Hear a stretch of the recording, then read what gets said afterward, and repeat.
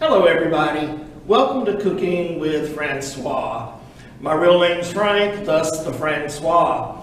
Today I'm going to be making shrimp Creole in the pressure cooker. Mine is not an Instapot, so I'm not calling it Instapot, but you can use an Instapot or any other type of pressure cooker. Since we will be making shrimp Creole, we will need rice in order to serve it. So we're going to go ahead and put the rice on first. I have a rice cooker here.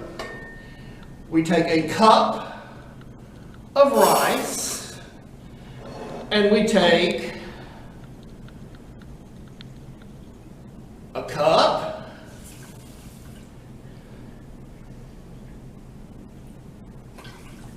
and 3/4 is what I like to use.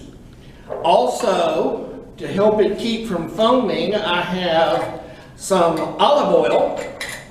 You can use butter, and you put just a little bit in there, and you are set to start your rice cooking. All right, our rice is now started. Now we're going to look at our vegetables that we will be sautéing first in our pot.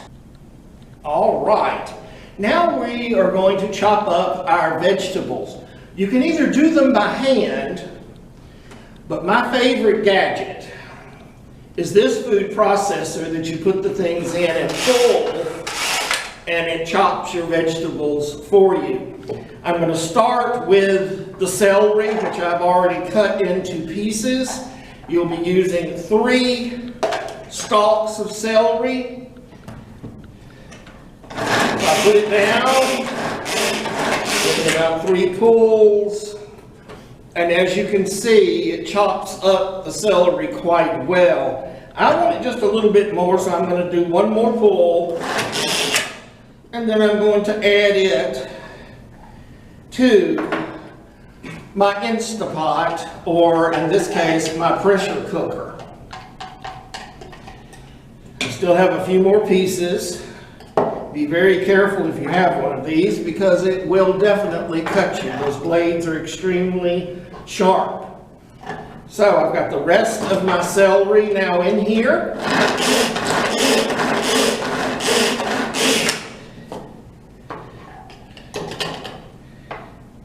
And we've got our celery now in the pot.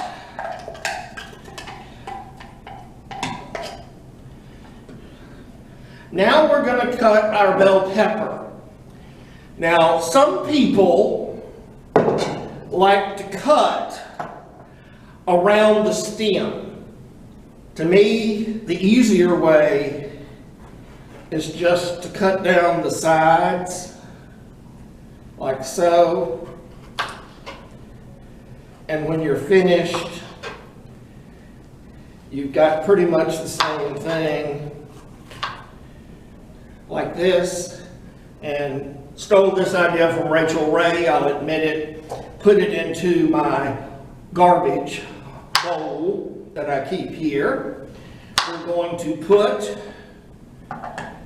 the pepper into the food chopper, just like we did with the celery, except I think we'll be able to get all of this in there at one time. Forgive me if I'm looking down while I'm talking, but I do not want to cut my finger off. That's not included in the recipe. So, here we go. I'm going to look at it. And that actually looks quite good. So, our bell pepper goes into our pot. And next, we need some onion. We are, in this case, using a sweet red onion. You can use a Vidalia onion if you happen to have one. But We went with the red onion today. I'm going to cut it in half because you're actually only supposed to use half of an onion. It's more to taste as to how much onion you actually want in your dish. I personally would probably use a little bit more, but then that's me. I'm cutting the onion up a little bit before I put it into my chopper. Cutting the root off, putting it in. I'm probably going to use 3/4 of an onion because that just doesn't look like enough to me. The recipe calls for a 1/2 cup, but I'm going to use, half of an onion, I'm going to be using 3/4. Depends, I guess, on the size of the onion.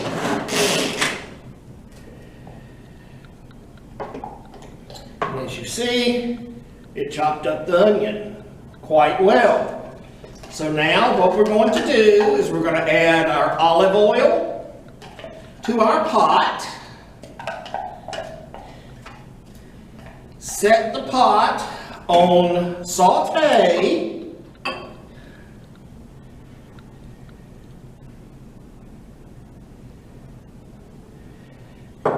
And I'll be back in a few minutes after I have sautéed this and the onions have gotten translucent, about 5 or 6 minutes.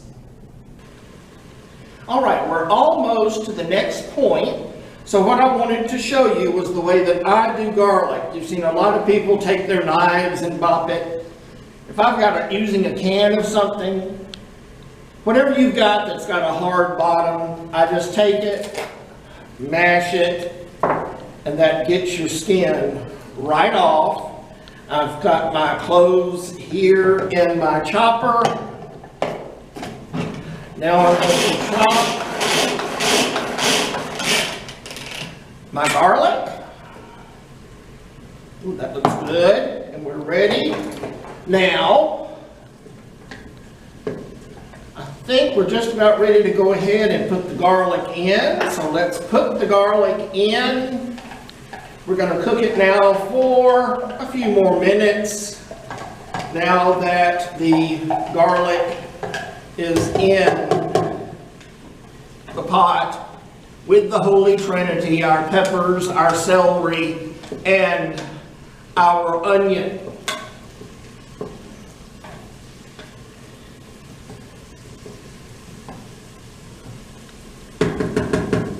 We can also go ahead and measure out our spices that we're going to be using.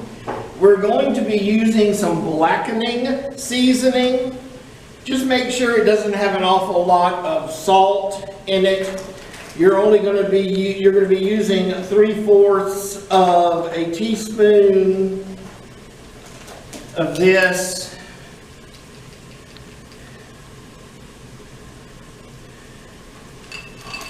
There's a 1/2. And there's a 1/4. Then we're going to add a 1/4 of a teaspoon of chili powder.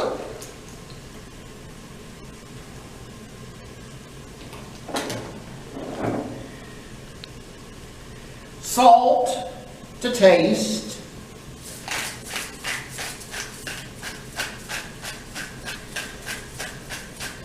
I don't add too much salt because I figure you can add more salt later. You also then add 2 bay leaves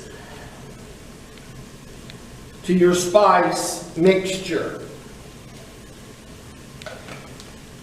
Let's stir this up, see what it looks like. It's looking real good.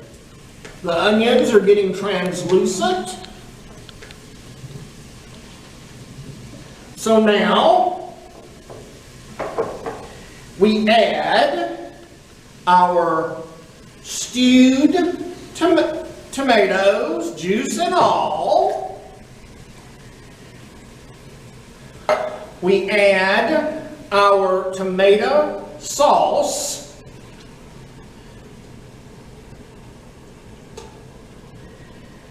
add our spices. We stir this up good. And now that we've gotten to this point, we're now going to cook under pressure. So we put our lid on our pressure cooker. We stop our sautéing. We find the pressure cooking and time. You will see that I have now put it on 5 because we're going to start it now for 5 minutes under pressure. Now remember, it does not start counting the time until we're up to pressure. So I'll be back in a few minutes. All right. While this is cooking for our 5 minutes, we're going to make our slurry. Our slurry is sometimes made with milk and flour or water and flour. We're using cornstarch, of which I've put a tablespoon here. And then we're going to add 2 tablespoons of water and stir. Because once it comes up to pressure, then, and it finishes cooking, then we will add the slurry and take out the bay leaves. Hello again, and as you could hear when we came back on, we are now finished our 5 minutes. There are 2 ways when you're doing pressure cooking. Sometimes it says, let the pressure reduce naturally for a certain amount of time, or you do quick release.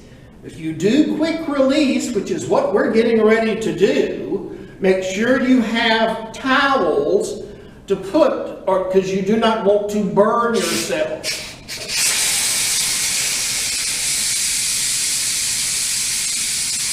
That is releasing the pressure in our pressure cooker.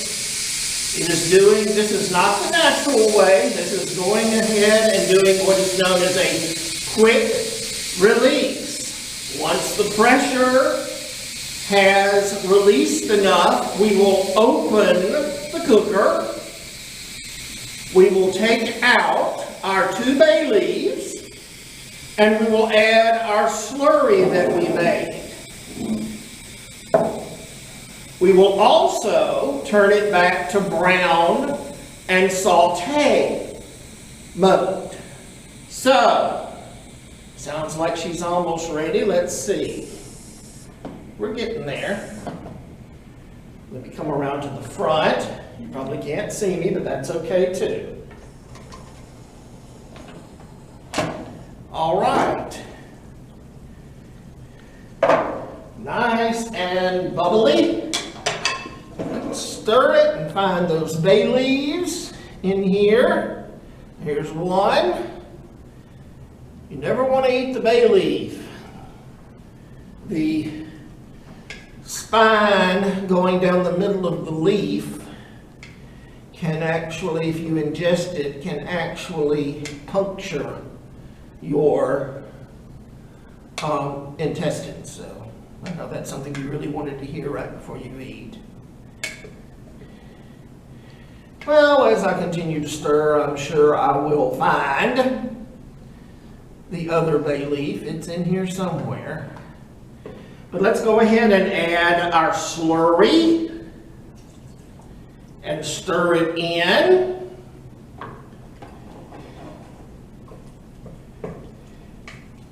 Woo. All right. Told you I'd find it. There it is. All right, I'm going to turn it back on sauté and brown.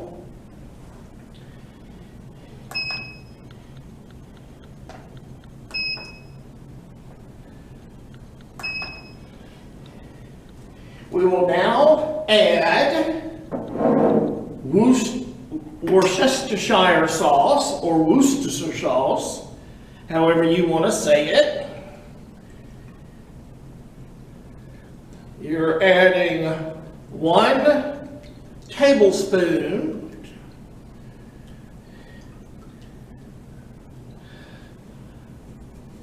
of the Worcestershire sauce. Growing up, we just called it Worcester sauce. And then you also add 1 teaspoon of good old Louisiana hot sauce, whichever type you like. Now we're going to add our shrimp, a pound of shrimp, and we're going to stir. And we're going to cook this until the shrimp are nice and done, but we don't want to overcook our shrimp.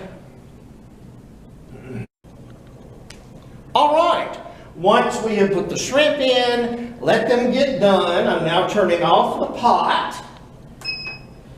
And you'll notice I have my rice here on my platter. And now we're going to serve our shrimp Creole over our rice. And enjoy.